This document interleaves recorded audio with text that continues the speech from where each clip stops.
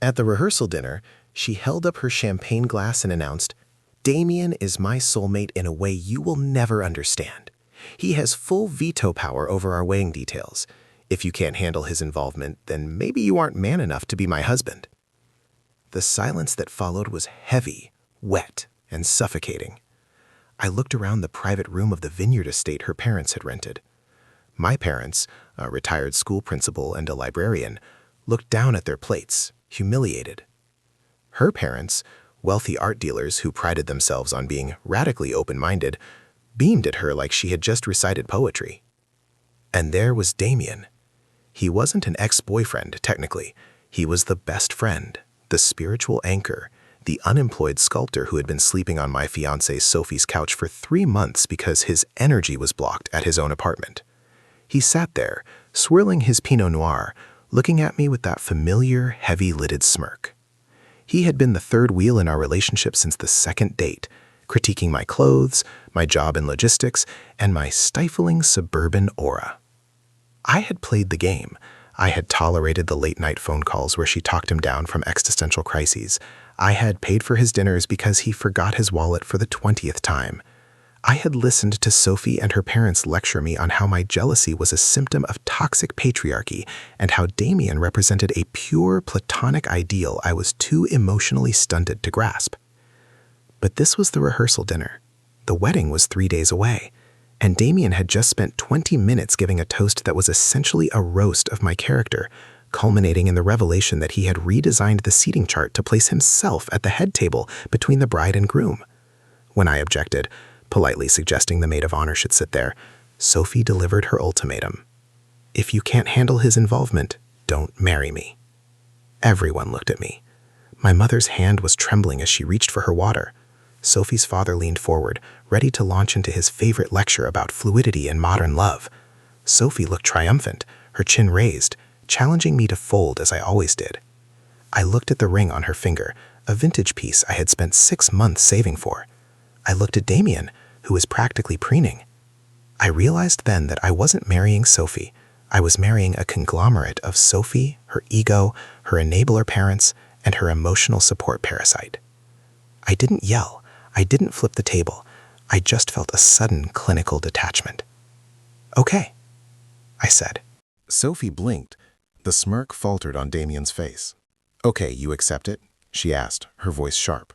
"No," I said, standing up and buttoning my jacket. "Okay, I'm not man enough, you're right. I don't like the terms." I looked at my parents. "Mom, Dad, let's go. I'm driving." "Ben, sit down," Sophie's father commanded, his voice booming. "Stop being dramatic. We have guests arriving in 48 hours. "You have guests arriving," I corrected him. "I have a flight to catch." I walked over to my parents, held my mother up, and we walked out of the tasting room. Behind us, the explosion was immediate. I heard Sophie screaming my name, but I didn't turn around. Update 1. The fallout was nuclear. Because the wedding was a destination event in Napa, and we were currently at the venue, the logistics were a nightmare for them. I drove my parents to San Francisco that night. We stayed in a nice hotel, ordered room service, and watched movies. My mother cried a little, mostly out of relief. "I never liked him," she confessed, referring to Damien. "He looked at you like you were a wallet with legs." By the time I turned my phone back on the next morning, I had 73 missed calls and a wall of text messages that looked like the transcript of a mental breakdown. "Sophie, you are humiliating me. Come back right now." Sophie's mom: "This is a childish power play, Benjamin. We are adults. We discuss things." Damien: "Wow, bro, fragile much?" I didn't respond to the texts. Instead, I sent a single email to Sophie, copying her parents. Subject: wedding cancellation. Per Sophie's statement at dinner, I have declined the marriage. Since the wedding is canceled, I will not be attending.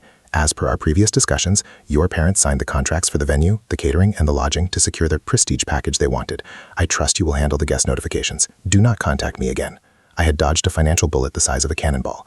Sophie's parents, obsessed with optics, had insisted on upgrading everything to a level I couldn't afford. When I told them my budget, they scoffed and signed the contracts themselves, saying my contribution would be the honeymoon and the house. Since I hadn't paid the vendors, the 6-figure disaster was entirely their problem. I flew home, packed the rest of my things from the apartment I shared with Sophie, which thankfully was a rental solely in my name. She had bad credit, and put her stuff in a storage unit. I paid for 1 month of storage, texted her the code, and left the key with the leasing office. The week that followed was a masterclass in panic. Guests were already arriving in Napa. Sophie's parents had to stand in the lobby of a luxury hotel and explain to 150 people that the groom had left because the bride preferred her best friend. They tried to spin it, saying I had a psychotic break, but my cousin was there. He told everyone exactly what was said at the dinner. The story spread. Sophie chose the unemployed sculptor over her fiancé. The sympathy evaporated instantly. Update 2. It has been 3 months and the wreckage is still smoking. I learned from a mutual friend that the wedding weekend turned into a horror show. Since everything was non-refundable, Sophie's parents tried to turn it into a celebration of family love party to save face. It didn't work. Most guests, annoyed that they traveled for a fake wedding, treated it like a funeral with an open bar. The financial hit to her parents was severe. They lost close to $85,000. Apparently, this liquidity crisis exposed some cracks in their art dealing business. I heard they are selling their summer cottage to cover the losses. But the real schadenfreude came from the Sophie and Damien dynamic.